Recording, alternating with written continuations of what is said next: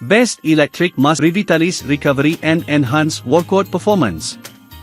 These devices use electrical impulses to stimulate mucus, aiding and strength and recovery. Many athletes and fitness enthusiasts find them beneficial for improving muscle endurance and relieving soreness. Choosing the right electric muscle stimulator can be daunting with so many options available. List number 1. 7,000 digital tense unit with accessories, muscle stimulator machine for back pain relief. Experience short-hang relief with the tense 7,000 digital tense unit. This portable muscle stimulator targets back, neck, and muscle pain. Designate for easy use, it brings comfort to areas like shoulders, hips, and elbows. Ideal for those suffering from sciatica and nerve pain. Enjoy the convenience of quick pain management right at home. Advantages: experience targeted pain relief. The tense 7,000 offers precise muscle stimulation.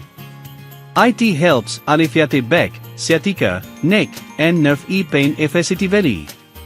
Achieve comfort with easy-to-use settings for specific pain areas. Feel better with this compact and portable pain relief solution. List number 2. Dual-channel tense unit muscle stimulator machine.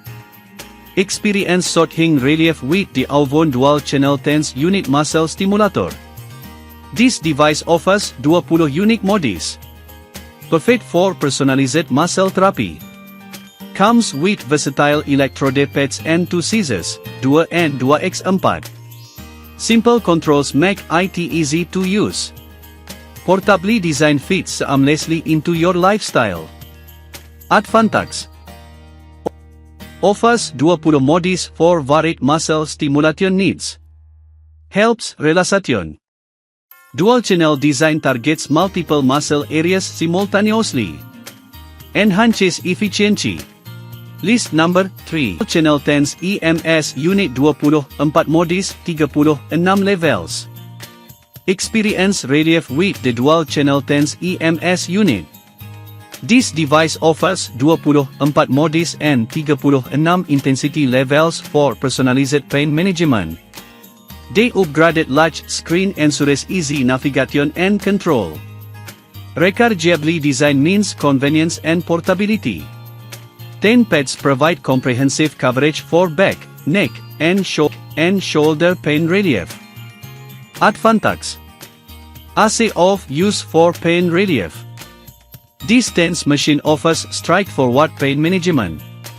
The large screen enhances visibility. Users can quickly adjust settings for personalized comfort. Rechargeably designed ensures continuous use without battery consumption. Ideal for targeting specific. List number 4. Unit Muscle Stimulator Pro for back pain relief. Experience short-hang relief with the tense Unit Muscle Stimulator Pro.